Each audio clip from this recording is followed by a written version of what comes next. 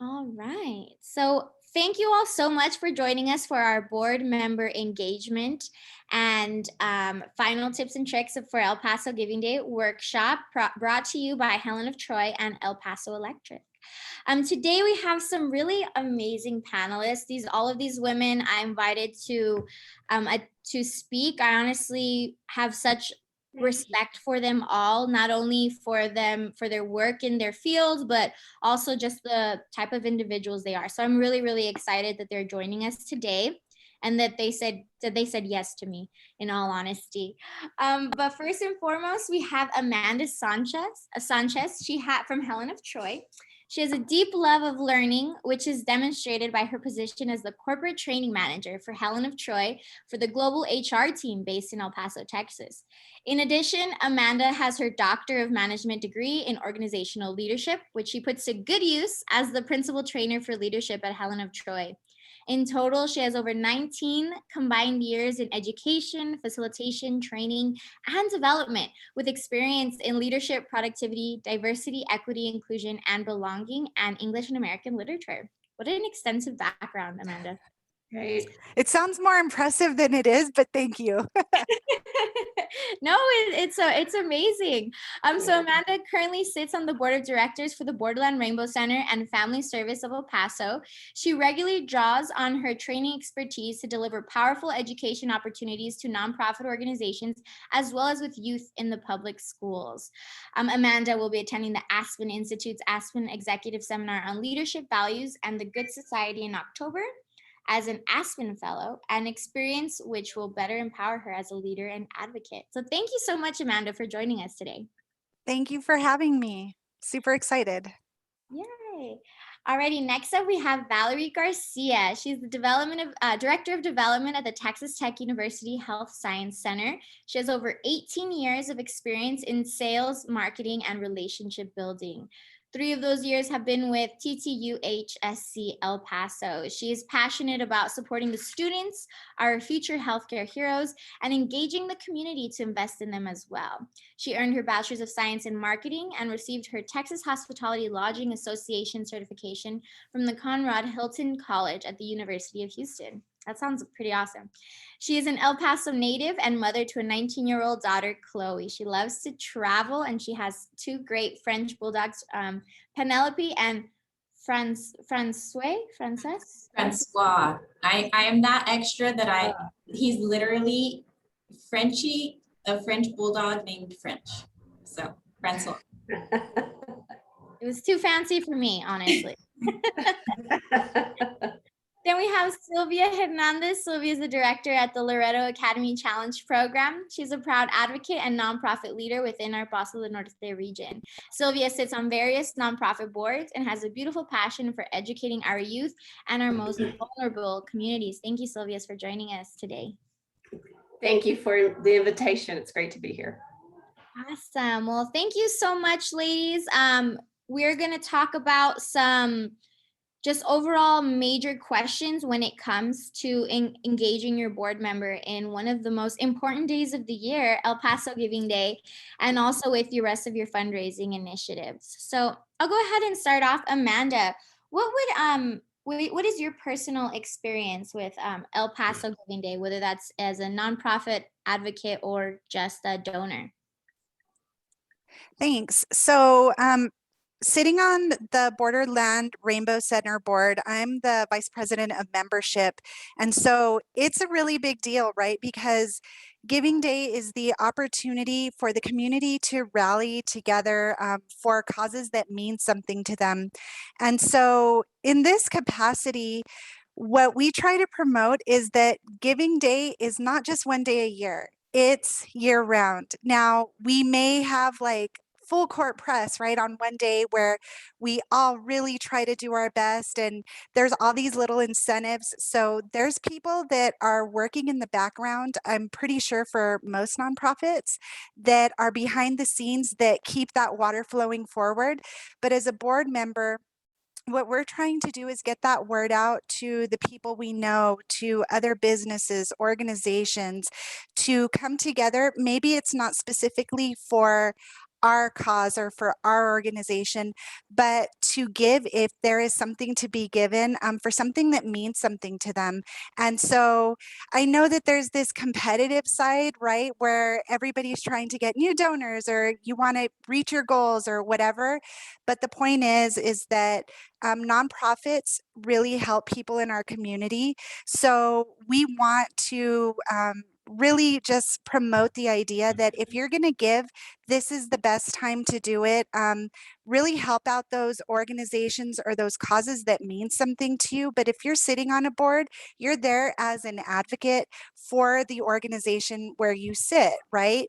And so it's important for us to know about these organizations, to believe in these organizations, and to do our best to get the word out that even if they miss this really important day, there are 364 other days during the year that they can also give, and nonprofits are always going to be grateful for those donations. Agreed. Thank you so much, Amanda. That is, I love that. There's 364 other days that we have to right, keep in mind. But Valerie and Sylvia, would you like to shed light on your involvement with past and current El Paso Giving Days? So I was lucky enough to work with the Children's Miracle Network Advisory Council. So in that aspect, we are, getting everyone engaged on that and to support. With Texas Tech University Health Sciences in El Paso, we also participate. And this is also sitting on Progress 321, I was able to do a threefold. So not only are we able to engage board members from Progress 321, and this is quite the success story. So one of our partners in education, Desert Imaging, through that relationship of meeting in Progress 321, they have supported, they were specific on El Paso Giving Day saying, we are going to give, we are going to invest in the university, in your nursing students, and we would like to help out on El Paso Giving Day. And it was when, Walmart was gracious enough to match those funds. So we were able to, take advantage of that fact. And he also gave to the other Children's Miracle Network, so it was a twofold, and it's very gratifying because they are part of the community, and this is what's gonna, focus our healthcare. So not only did it affect the students, who are future healthcare heroes, it also benefited the Children's Hospital. So those are the children in need. So it's great how you see that domino effect. Thank you, Valerie. Actually, since you bring up Walmart matching funds, and I should have spoke about this in the beginning, I don't know if you all are familiar with our El Paso Giving Day newsletter, but we made a tremendous announcement on the newsletter basically stating that Walmart will be graciously matching donations up to $100,000 on the day of.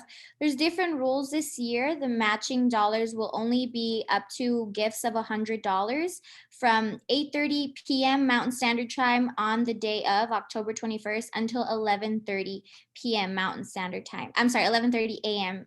Mountain Standard Time. So that's between our two most popular power hours, the power hour at 6 to 7, and then our power hour at 12 to 1, the brown bag. So that is in between those time prizes, just in case, we have more matching fund rules on the website as well as on the newsletter. These are for unique donations of $100 or less within that time span, that short time span, since $100,000 is a small amount for over 200 nonprofit organizations. With that also being said, if we have not exhausted those funds by 11:30 a.m., then the funds will just continue on. We will update you via social media whether those funds have been exhausted. Each organization does have a maximum capacity of matching funds at $2,000, just to let everybody know. That's great things. So keep that in mind when we're talking more about board member engagement and spreading the word upon your networks. That's also something great to include. If you do have any questions at any time, please hold your questions to the end of the workshop so that we can get to everybody. But thank you, Valerie, for bringing that up. Sure, and saying that, so for Children's Miracle Network Advisory Council, we have already pledged within the board, it's like playing poker there, everyone's like, I put 100 down, and everyone piggybacked off that. So everyone's already, and I think we've already raised about $500-600, and they're waiting for that power hour so we can double those funds. Yes, that is perfect. That's great. That's exciting. So I'm Sylvia Hernandez, and so my experience with El Paso Giving Day began 4 years ago, and it's definitely as my work position. So I'm employed with Loretto Academy Challenge Program. And I think how we were very excited to participate because it's also an opportunity to grow our friends, right? In addition to those donations. So we were excited to get the word out about our program and try to, in addition to attracting the donors, is attracting mentors and again, friends of the program. So with that said, I think what has really helped us, and there's so much to echo with what the two ladies have spoken about before. I think one is the Walmart matching. We're very grateful for that, and it does motivate other donors that may not be giving. But we also were able to find 3 years ago, we looked for our own match. And I think to all the nonprofit organizations, you have your champion in terms of one donor, two donors that champion your mission, and approaching them to be that match gift. And we have been very fortunate to secure that for the past 3 years. And I think that helps a lot. So speaking much to what Valerie just said, knowing that you're going to give $100 and it's doubled, all of a sudden it's 200. That is exciting, but it's also again to attract those new donors and maybe the younger adult donors that say $100. Well, even if you give the $10 or the $25, now all of a sudden it's $20 or $50, right? So I think the match is very motivating. So make sure to include those in your message if indeed you are able to secure a match for your organization. So that's how we have been very fortunate and grateful to be able to grow our results on El Paso Giving Day. Yes, thank you, Sylvia. So it definitely helps receiving matching funds outside of whatever Paso Norte Community Foundation does provide participating NPOs. This year, Helen of Troy graciously also provided matching funds for 8 select nonprofit organizations. So just cultivating those relationships with your donors, talking ahead of time about providing matching funds through El Paso Giving Day is definitely something extremely vital for a successful campaign. I know for a new donor, hearing that their $10 donation is now going to be $20 will incentivize more people than most, especially those who cannot write $10,000, $5,000 checks just on a whim. So thank you, Sylvia. Yes, and this year we actually introduced a new prize called the Matching Fund Prize. So with that prize, we do incentivize our NPOs to collect their own matching funds outside of anything PDNCF has to offer. With this being said, we have to receive written commitment. Today is the deadline for me to receive that written commitment from your donor. From there, you'll be entered into a raffle for potential $3,000, $2,000, $1,000, or $500 additional prize. So that's also an awesome prize that PDNCF is offering this year. So if you have any questions about that, today is the deadline at 5 p.m. to provide written commitment. Alrighty, so let's go ahead and go on to our next question. So ladies, can you clarify your role as a board member and more than you already have, and what the roles are of the board when it comes to El Paso Giving Day and other fundraising campaigns? Sure. Well, this is the first year that I will be balancing, right, this El Paso Giving Day. I have joined 2 boards and they're with great missions. It's Rebuilding Together El Paso, and I'm serving as secretary of the board of directors. And also I am a board member sitting on the marketing committee for Centro Santa Catalina. So two boards with great missions. Centro Santa Catalina serves the Juarez and El Paso, Juarez Women's Cooperative, and they sell their wares here in El Paso, and they help to fund a kindergarten and the Women's Cooperative to continue making the goods that they sell, right? And Rebuilding Together El Paso, which is RTEP, they are absolutely about repairing homes in our El Paso community to those who would otherwise not be able to afford to do so. Tremendous work that RTEP is doing. So with that said, they've come on board with El Paso Giving Day, and they were very successful. Santa Catalina last year, they aimed for that morning power hour at 6 a.m. and they made it through. So it was great to see. And RTEP is really motivating the rest of the board members to tap their friends and family to make sure that our circle of influence that knows El Paso Giving Day is happening and that they're motivated to give. So we're doing that through an aggressive newsletter campaign, and also, of course, the Facebook campaign and texting. We're getting our texts out to all our friends and family with RTEP. Does that help? Yes, thank you, Sylvia. Sure. Using power hours to your advantage are 100%, I think, are a key component to strategizing a successful Paso Giving Day campaign. Utilizing those power hours, having your board, having your staff, volunteers, everybody just reaching out to their networks in one specific power hour. Not three, not all of them, just focusing all of your efforts to one of them. It really, really helps a lot. I know a couple of NPOs, they don't just do power hours, but they also focus on philanthropic photos because those are unlimited entries. As one organization wins, and they have little events. So people have events I know Chica Chat is having, like they created their own beer and they're having a fun little event the night of.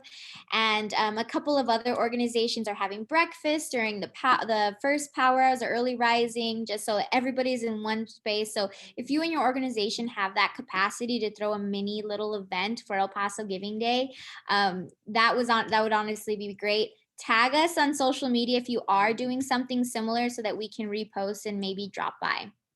But Amanda, Valerie, did you all have anything to add? I will, Amanda, if you want to go after. Okay, so as I mentioned with the Children's Miracle Network, we already got together, and that's our initiatives. We do a lot of social media. As board members, we're responsible for sending out the information via email to our contacts and letting them know the information and how they can and what it's going to benefit, what impact they're going to make. As far as the Texas Tech side, we start to, and this we'll talk about this later. It's a plan, and it said there's 364 days, so we have a lot of generous donors and they want to participate. So it's a matter of giving them a timeline. It's coming up, and that countdown is so great that you all do.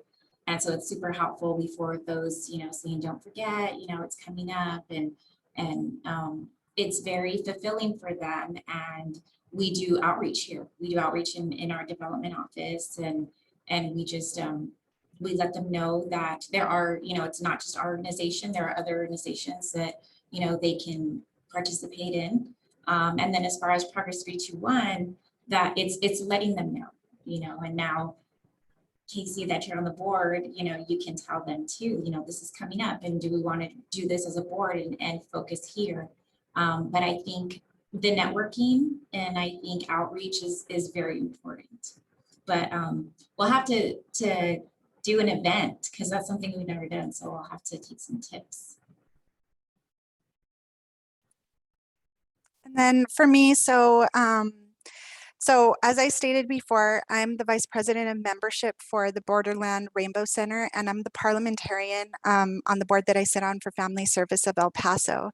And when we're thinking about the roles of the board members, not only for Giving Day, but for any kind of fundraising campaign. It's easy for us to forget that we know more people who have different kinds of talents and skills and different things to give.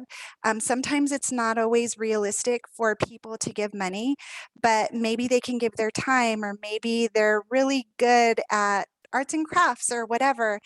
So it's really down to becoming creative, knowing those folks who can lend a hand, getting creative when it comes to Giving Day. Last year for the Rainbow Center, we had a drag show that was kind of virtual because the pandemic like kind of threw everything on its head. So we had some young people who were modeling some Halloween makeup, some ideas, and we had things that were like pre-recorded that we could have at those worry hours, because as soon as everything opened up, we wanted to make sure that we had a jump on everything.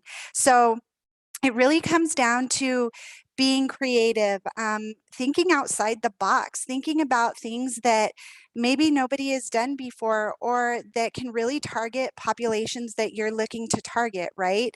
I know my parents weren't going to be up at midnight to donate, and that was okay. But the next morning I was like, okay, it's time, y'all. Like, here is the link, here's the information, and really making it as easy as possible for those people who you know are already committed or already dedicated. And then also thinking in the future, right? So El Paso Giving Day is this one day, but then maybe there are people who are really dedicated to the cause, or once you start explaining more about the organization, or they start learning about it, they're like, I want to do a little bit more. And getting those people to be those donors every month, where it's just something that they donate regularly. And so it's all about strategy, right? We all sit on these boards because we all have some unique skill or some unique gift. And so it's really just pulling on that gift or that skill to see what your value add can be, not only to this campaign, but to other campaigns that you have that go on throughout the year. So I hope that that's helpful. We're in a very unique space, I think, where we're starting to become more and more comfortable being virtual, being online.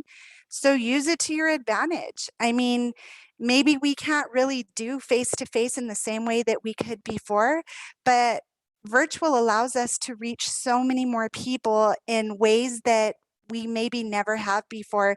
So utilize it. I mean, we don't know that it can't be done until we try it and it fails, but what if it works, right? So I think it's really just taking that approach that you're doing something good, you're doing it for the right reasons. Give it a try, make sure that it's nothing sketchy, right? But give it a try and see if it works. And then that can be something that maybe you start doing year after year.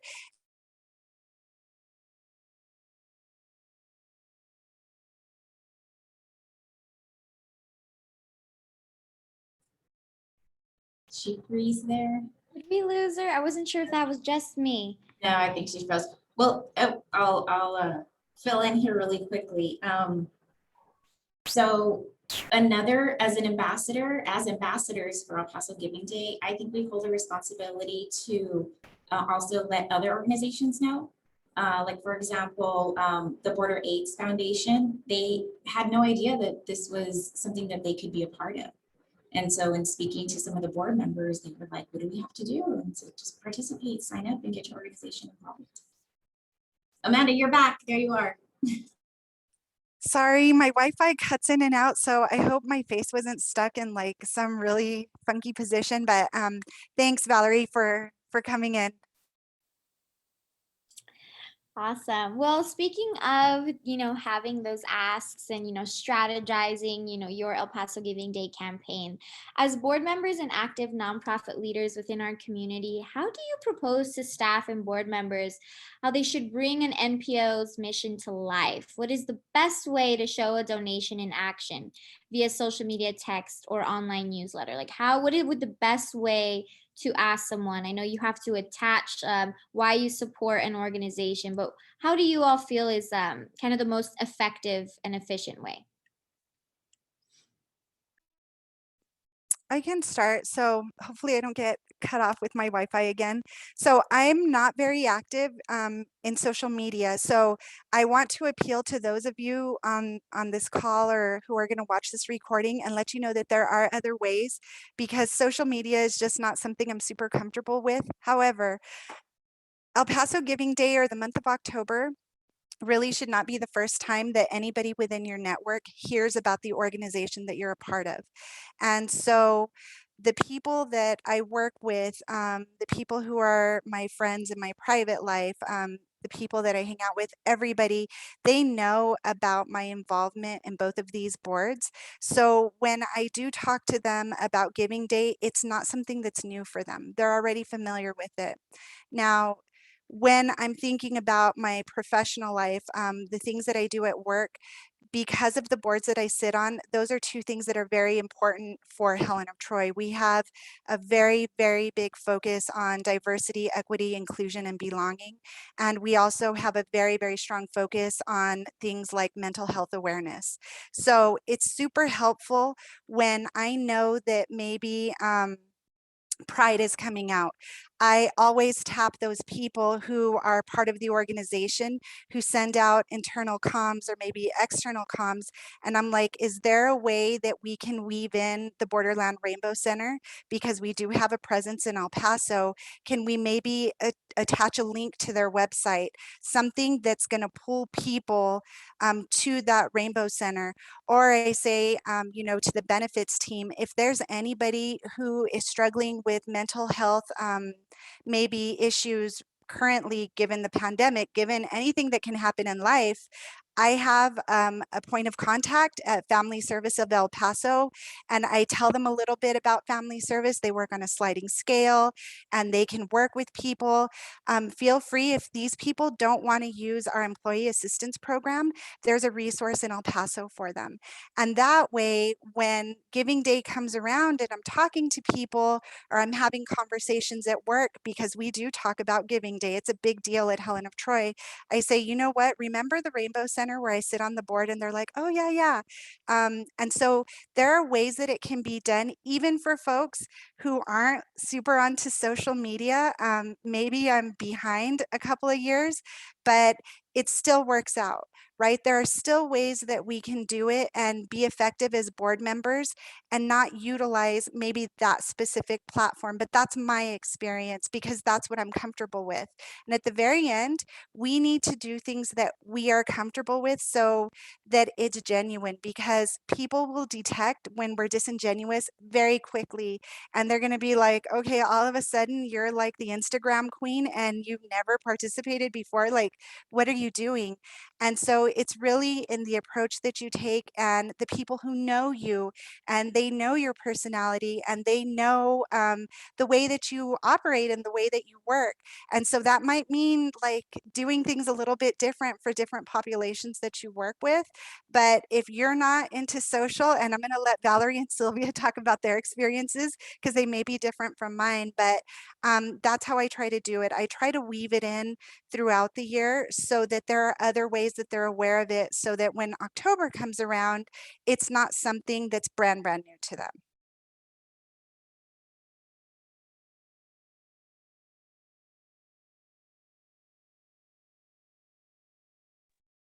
Valerie, you want to go ahead? So as far as utilizing social media, actually, I feel like newsletters are best, only because coming from higher ed, we obviously like to write a lot of text and read information, but it's the stories, it's testimonials, it's tugging at the heartstrings, and that's, showing the grander scale of what's happening in our community and what the need is there, and also what it has benefited. So I think that we're big on having our students and even physicians explain why this is important. We even have videos, we personalize videos on YouTube and explain why we have students come in and talk about what the specialty is and what their focus is going to be on. we even have, donors, we get donor testimonials as to, why they did this. And, it's always, like Amanda says, not everybody can give money, but they can inspire somebody. You never know, $5 goes a long way, or saying, you know what, can I answer the phone and be part of that power hour? So I feel like, you do those quarterly newsletters or leading up to it. People really appreciate, it's, and it's something almost tangible, because you can print it and say, hey, look at this. This is what I'm a part of. This is what I want to, put my efforts into.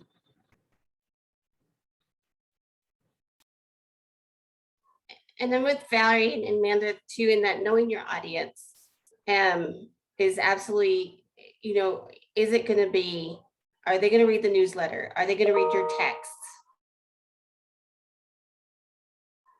Are they on social media? And your audience may be a combination thereof. So that may be each of the organization's challenge, right? Is to try to reach to each group.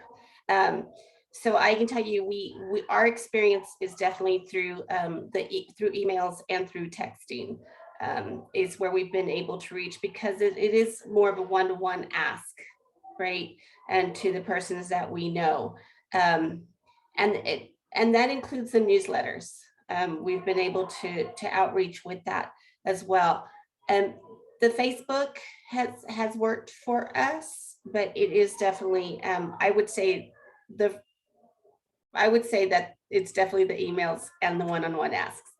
But Casey, if we could maybe if I could bridge this into the fact that I think what helps is on the descriptions that we have, is trying to give them a picture of what their $25 is going to go to, right? Or what their $100 can benefit.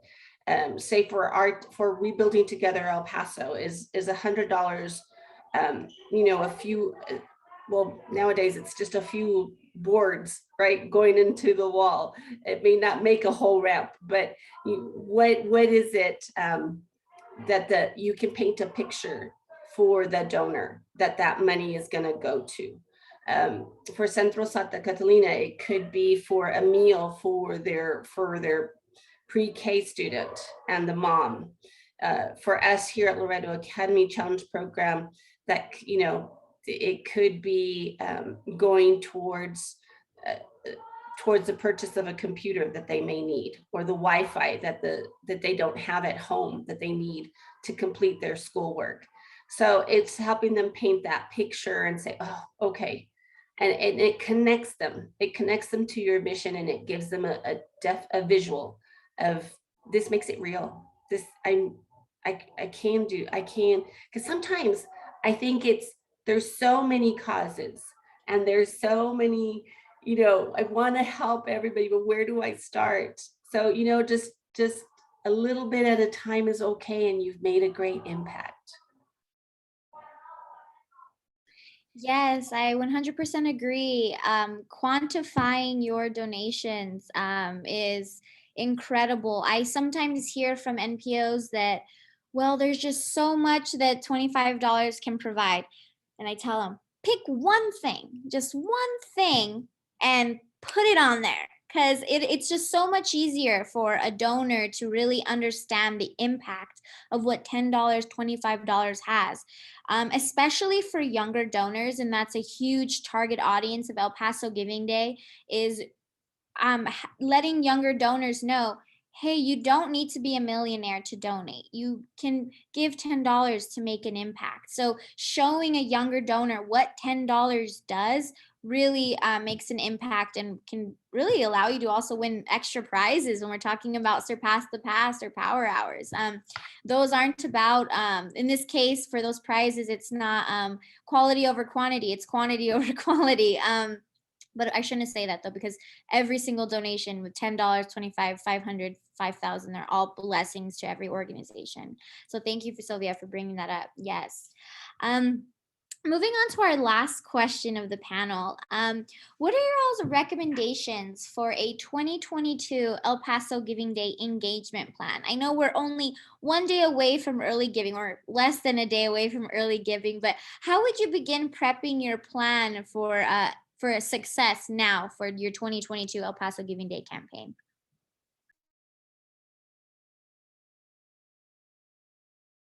So I'll go ahead and start with this, just because we're such planners here. It's usually are already reaching out. You know, we'll cultivate, we'll steward actually the donors that participated and gave, and we give a list, or we get a list of them, and you know, the day after, we let them know how much we were raised and what impact they made. From that day moving forward, you already, if you will, like in your pipeline, you have those donors and you're thanking them, leading them up to the next year. And in hopes you had behind you some people that were already interested that, you know, missed the day, or, you know, they got the time wrong, they didn't get the hour, they had the power hour. So it's just walking them through that and keeping them engaged. So, you know, set a calendar at least once a month, touch base and remind them, you know, these are some of the initiatives that are going to be coming up. This is what's going to be happening. And those get more frequent, you know, starting say about 3 months out, you know, start at least like twice a month, you know, a phone call even, you know, like, you know, Amanda's saying not everybody is on social media, but a phone call, a lunch, you know, just stop by, say thank you. Just like a little token of appreciation. Doesn't have to be anything big. A thank you card, handwritten thank you cards are always great. You know, it's that personal connection, and you know, whether they gave money or time, it's you really have to be grateful as you know, just as much as everybody that receives anything monetary. So I would say set a calendar, you know, schedule it however, you know, tailor it to whatever what works for you. And if possible, and if this relates to your organization, if a thank you can also come from your clientele or the person's being served in some way. If you know, if the donors want to remain anonymous, that's okay, but they can still write a dear, you know, it's so they can actually hear what their impact means to that person who's received the service from your organization. I think that goes a long way too, because it makes it very personal.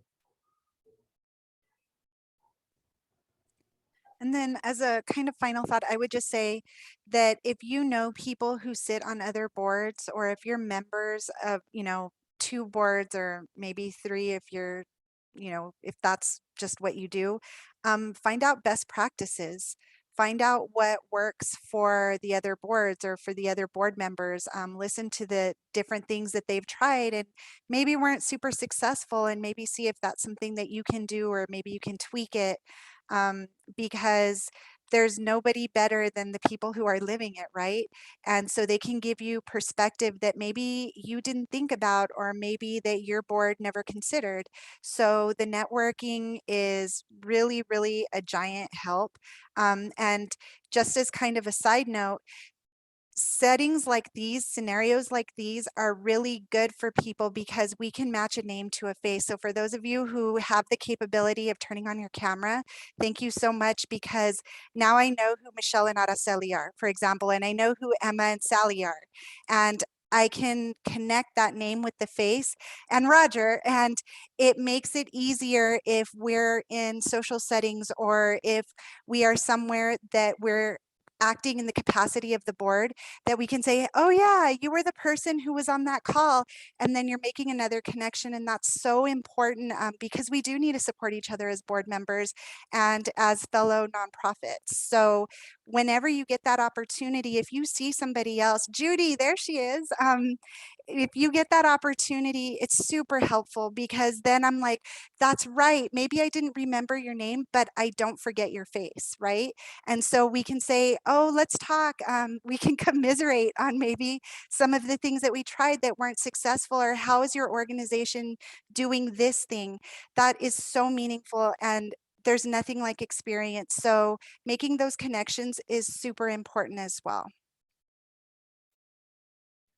Yes, thank you, Amanda. Very important to make those personal connections, regardless of the amount of donation or time, and somebody volunteered for your organization. And I love your comment, Judy. We are all in this together, helping one helps all. So beautiful. But does anybody have any questions for our lovely panelists today? I'll give you guys a brief second to maybe compile any questions you may have. But in the meanwhile, I do have one question for the panelists, and I just want to ask: outside of the boards that you currently are on, what would your favorite ask you've ever received from, whether that was a development professional or just a board member or just a family or friend? They've asked you to donate to a specific organization. What was one that really spoke to you and really kind of made your thought process change when it comes to asking for donations?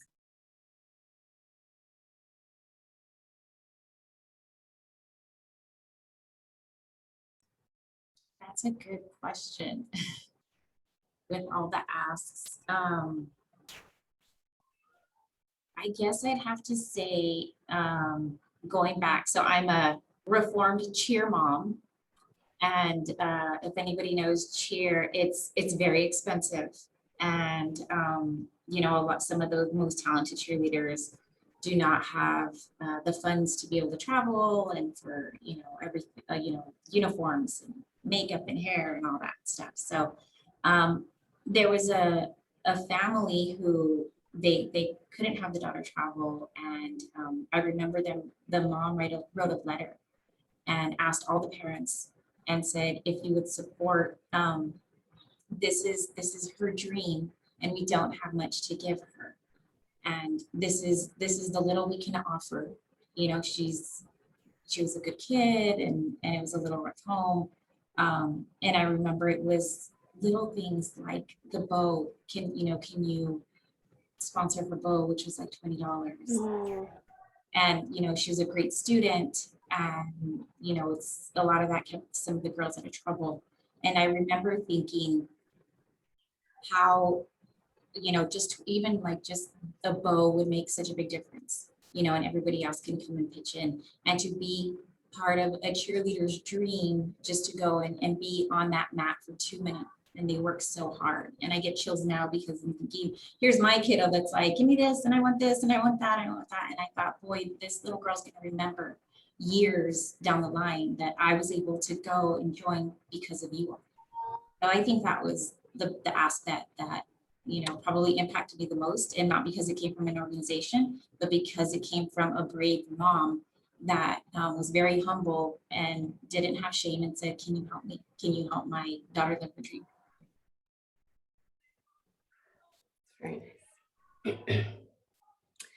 I am going to have to give a shout out to the Girl Scouts because I think that was one of, I know it was selling because it's selling cookies, right? Still an ask though, because it is a donation. And I actually, because I was so trying not to eat cookies, I actually said no. And she came back and she said, oh, but you can give them as gifts. So I'm sure that you could buy a couple of them for your friends. So I know that's a little different because it's an ask. I mean, it's a sale, but in the end, we know we're donating to the Girl Scouts. So, and then of course she tied in what they would be doing with the money. I think they had plans to go camping, which pulled at my heartstrings because I love to camp. So there you go. I'm going to give a shout out to the Girl Scouts. They always have a good message and a good way of asking. And then for mine, so I was a high school teacher for many years.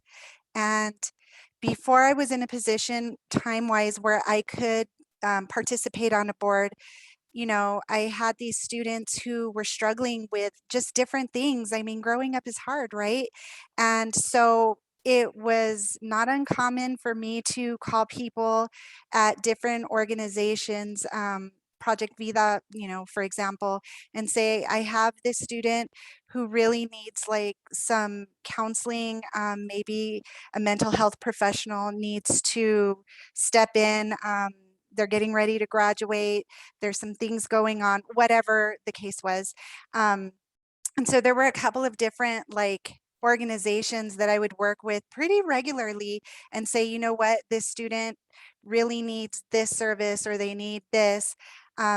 And so somebody from one of the organizations reached out to me and said, you know, do you remember the time that you made the recommendation and you sent that student and everything worked out? It was a successful ending. And I was like, yes. And, you know, it was years ago. And I'm like my heart starts to beat, right? And I said, yeah. And they were like, well, do you know that that person was seen by a master's student who was getting ready to graduate and needed those hours and blah, blah, blah, and started explaining the person who helped somebody who was important to me. And I was like, yes. And they were like, if you could give $50, that's 2 hours of counseling for somebody else. That could be potentially 2 different students of yours who is being touched by, and I was like, oh my gosh, yes, yes, of course. And so I think it's if we connect our stories or we know what's important to us, right? I sit on the board at the Rainbow Center as an ally. I'm not a member of the LGBTQ plus community, but I am 100% an ally.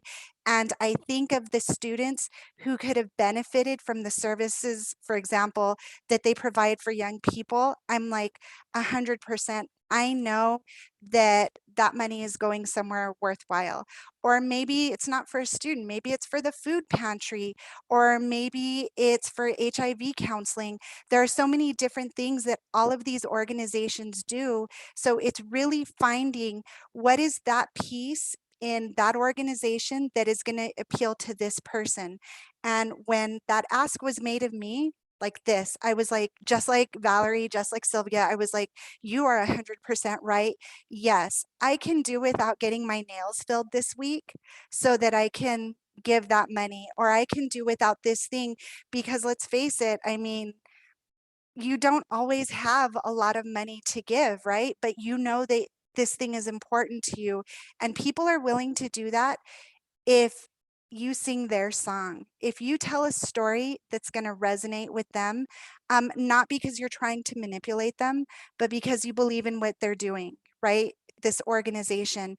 And so it's super important that you know the people that you're asking, you know the organization that you're a part of, so that you can create that dovetail between the two, because then that's a beautiful relationship that can go on and on and on. So that for me, sorry, I know I went on a tangent, but that for me really resonates with me now as a board member, because I'm like, that thing worked fast for me. Could it work for somebody else? Because this is important for this reason. That was really good tidbits of knowledge right there. Thank you so much, Amanda. That was great. And Allison put in the chat, know your donors, stewardship. I'm sorry, and stewardship, building relationships and knowing what inspires donors to give. And Allison says, we treasure you as a board member. Thank you, Amanda. Well, thank you all so much, Amanda, Valerie, and Sylvia, for spreading knowledge on El Paso Giving Day, so close to early giving itself. I'm excited to see everybody's El Paso Giving Day campaign this year. And again, if you have any questions about this year's campaigns or the many events we have going on, we have our Orange Theory Fitness event. So if you want to get your workout on with us, come on down. You can win all of the prize money raised for that event. So the same day we have our Kendra Scott event and our El Paso Burrito Date following. So we will be there all day on the October 20th at that La Villeta, I believe, shopping center by Whole Foods, El Paso West. So let me know if you have any questions or any thoughts or ideas for next year's campaign. I'm here for it all, but thank you all so much for joining us, and I will see you soon. Congratulations and happy giving. Thank you. Thank you for the opportunity. Have a good day, everybody. Thank you, everybody. Good luck. Good luck. Thank you.